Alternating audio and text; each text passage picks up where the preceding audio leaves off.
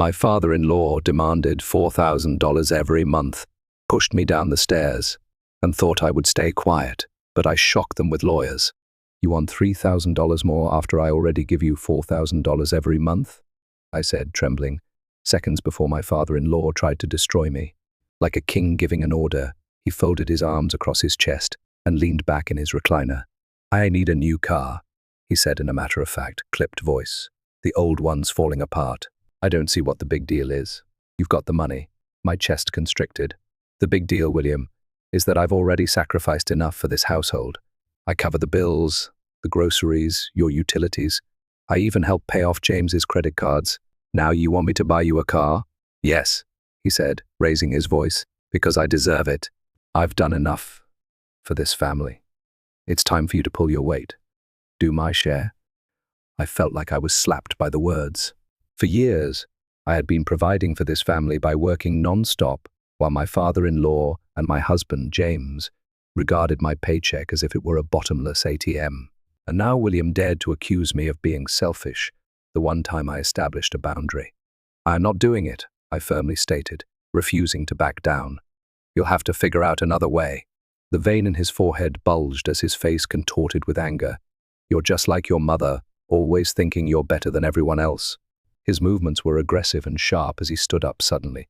Don't you dare disrespect me in my own house. Your house? I retorted, trembling. This house is paid for with my money, William.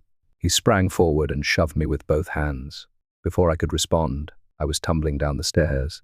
My feet slipped on the hardwood floor. My body ached, and the world became hazy. My head thumped from the impact. My arm twisted beneath me, and I landed hard at the bottom. I was immobile for a moment.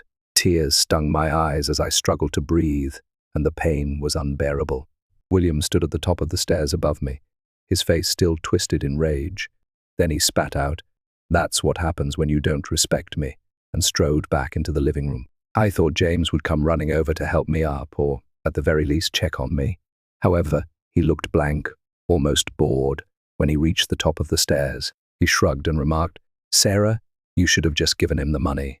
You know how he gets. My name is Sarah, and I have been the breadwinner of a disrespectful household for the last 4 years. I believed that James and I were creating a life together, so I married him. However, it soon became evident that his father, William, was the center of his priorities. I agreed to move in with William to help out when his health started to deteriorate. I was unaware that helping out meant paying for everything, including William's personal expenses, food, utilities, and rent. I initially believed it to be temporary, even though James and William didn't always express it. I told myself that they valued what I was doing. However, their sense of entitlement increased over time. James said he had to be at home to help his father, so he completely quit working. William, on the other hand, started to demand more and more, acting as though my paycheck was his own. I stayed, though, for the family's benefit, I told myself. But as I lay bruised and aching at the bottom of those stairs, I came to terms with the reality. There was no family here. It was a one-sided arrangement in which my worth was determined only by my contributions, and I was finished. That evening, I prepared a bag, my heart racing with a mixture of fear and resolve. I gathered my belongings and left the room without saying anything to James or William. The pain of their treachery was still very much present. I knew I couldn't stay, but I wasn't sure where I was heading. I grabbed my phone and sat on the edge of the bed after checking into a motel. The weight of what had just transpired was bearing down on me. However, I refused to let it break me. I had been their rock and their safety net for years. They wouldn't be the same without me, and I wasn't going to catch them this time. The following morning, I called and said, "Elizabeth." When the attorney responded, "I need your help. It's about my husband and his father." It felt like the first time I had breathed fresh air in years when I met my lawyer, Elizabeth. I told her everything, how William had insisted on more money for a car, how I had been paying for all household expenses, and how the argument had ended with me at the bottom of the stairs. She listened intently. Then Elizabeth raised an eyebrow and said, "You've been financially supporting your husband and father-in-law entirely on your own?" I nodded. "For the past 4 years, every bill, every expense, everything comes out of my pocket." Looking through her notes, she questioned, "And your name is on the mortgage or deed of the house?" I stated, It's all in my name. In a firm tone, I added, they couldn't qualify for the loan without me. I pay for it. I own it. A tiny smile of knowing curled Elizabeth's lips. Then this is your house, Sarah, not theirs. We'll start with eviction papers for both of them. I felt a mixture of satisfaction and guilt when I considered evicting James and William. I had persuaded myself that I was acting morally for years by putting their needs ahead of my own. However, that night on the stairs, I came to the realization that loyalty and kindness were meaningless to those who viewed me as nothing more than a tool. I said, "What about William pushing me? He could have seriously hurt me." Elizabeth stated resolutely, "We'll include that in the lawsuit. You're not just evicting them, you're holding them accountable for their behavior. Let's make sure you get justice." The weeks that followed were filled with preparation. Elizabeth assisted me in obtaining all the documentation I required to bolster my argument, including bank statements, receipts, and even text messages in which William and James made their entitled demands. It was both reassuring and frustrating to see everything presented in black and white. I'd been telling myself for years that I was exaggerating and that things weren't as horrible as they appeared. However, the figures were honest. James and William had only offered criticism and grievances, but I had invested tens of thousands of dollars in that house. Additionally, Elizabeth urged me to record the stairway incident. She stated, "We'll have to demonstrate that there has been a history of abusive or threatening behavior. Money isn't the only factor here. It's about establishing a secure environment for your future." Secure. I was surprised by how hard the word hit me. I had neglected my physical and emotional safety for years in favor of other people's needs. I was fighting for myself for the first time. I began quietly planning to start over in the interim. I started moving my belongings covertly, one carload at a time, to a tiny apartment near my place of employment. I stayed as far away from James and William as I could, because the house still felt like a minefield. James was hardly aware that I was gone. The majority of his time was spent glued to the couch or debating something with his father. William, meanwhile, was still upset that I had declined to purchase a car for him. It felt like a tightrope walk every time I interacted with him, but I didn't back down.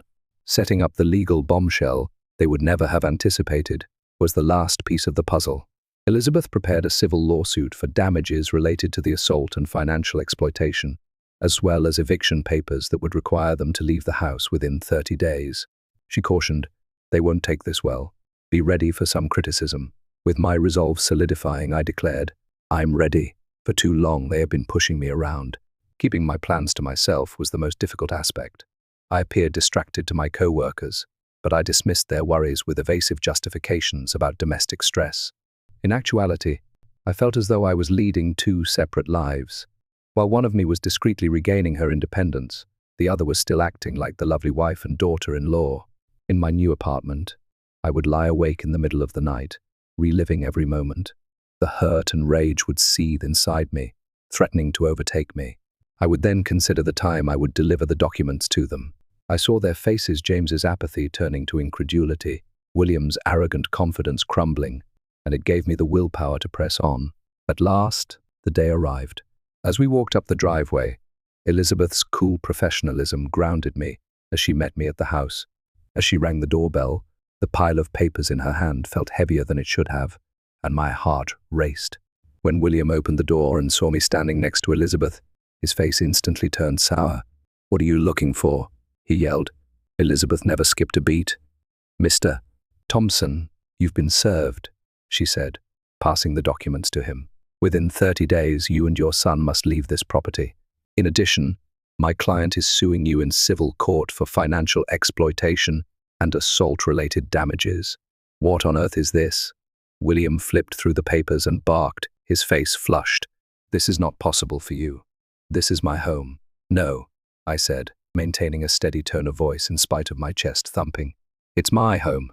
Additionally, you are no longer welcome here." Rubbing his eyes as if he had just woken up, James emerged in the doorway. "What's happening?" he muttered. The papers were thrust at him by William. "Your wife believes she can expel us. Is this unbelievable?" James furrowed his brow as he skimmed the papers. "This is crazy, Sarah. You can't just—" I looked him in the eye and interrupted. "I can, and I did." They were silent for a moment. I could see the panic beginning to seep into their faces as the situation's reality set in. They couldn't just dismiss this argument or use guilt to get me to comply with their demands. They were powerless to stop this from happening. Elizabeth gestured for me to follow her as she turned to go. She declared, "They've been served. Leave now." I felt as though the burden of years of abuse had been lifted as I left. I felt free for the first time in years. As I sat in my car across the street, watching Elizabeth approach the door for the last time, the house felt uncannily quiet.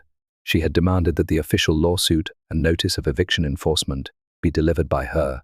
I had been waiting for this moment, the time when William and James would at last understand the seriousness of their actions.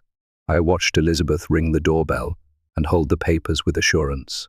William opened the door a few moments later, his face changing from annoyance to bewilderment to unadulterated fury. I could hear his voice erupting even from my car. "This is absurd." With his fists clenched at his sides, he roared, "She can't harm me like this. This house has been my home for many years." Elizabeth's tone stayed composed and businesslike. "Mr. Thompson, this property is entirely owned by my client, Sarah. As I mentioned when we last served you, your 30-day notice is over. Additionally, you are legally obligated to leave as of right now. Any non-compliance will lead to additional legal action." Behind him, James emerged. He moaned as he squinted at the papers Elizabeth gave him, his face still swollen from sleep and his hair unkempt. "Sarah, seriously, what is all this?" Elizabeth did not recoil. "This is a civil lawsuit for damages totaling $20,000, including compensation for the physical assault, financial exploitation, and emotional distress caused by both Mr. Thompson and Mr. James Thompson. These proceedings will move forward regardless of whether you vacate today." I could see William's rage boiling over as his face turned beet red. He grabbed the papers out of James's hands, tore them in two, and tossed the fragments on the porch. He yelled, "You think this is going to scare me? You can't evict family. This is my house." Elizabeth remained motionless. "That's for the court to decide, Mr. Thompson. But for now, the sheriff's department will be here shortly to ensure that the eviction is carried out." I saw James standing behind William, wide-eyed and in a panic, before he slammed the door in her face. He appeared to realize for the first time that this wasn't just another dispute that could be settled. There was no escape from this reality. Elizabeth went back to the car and slid into the passenger seat, her steps deliberate. "They're fuming," she said, grinning slightly, "but I doubt they'll try anything stupid. The sheriff will handle it from here." I released a long breath that I had been holding without realizing it. I had been caught in a vicious cycle of caving in and allowing their disrespect, abuse, and entitlement to wear me down for years now. However, I was in charge for the first time. It felt good, but it felt alien. I gave myself permission to visualize the scene inside the house while we waited for the sheriff. William was pacing hysterically and complaining about how unfair everything was. To avoid interacting, James most likely slouched on the couch and browsed through his phone. James had always followed William's instructions. I cleaned up the mess, and they had always had the same dynamic. However, that was no longer the case. William screamed at the officers about how he had been wronged and rushed outside. When the sheriff's car arrived, he yelled, "She's lying. This is my house. I've lived here for decades. She can't just throw me out like this." Elizabeth handed him the paperwork, which the lead officer calmly went over. "This property is legally in Miss Sarah's name, and these eviction proceedings are valid," he insisted. "You've been given ample notice, Mr. Thompson. You need to gather your belongings and vacate immediately," William screamed, his voice full of rage. "I won't. You'll have to drag me out of here." At last, James came out with a hurriedly packed duffel bag.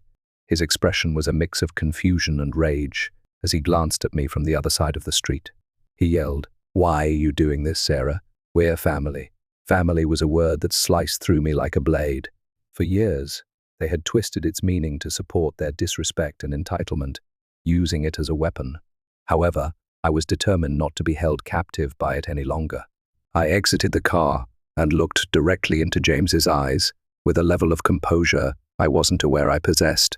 "Family doesn't push you down the stairs," I stated steadily. "Family doesn't take your money and treat you like you owe them everything. This house is mine. My life is mine, and I won't let either of you take anything more from me." I didn't hear William yelling something unintelligible from the porch.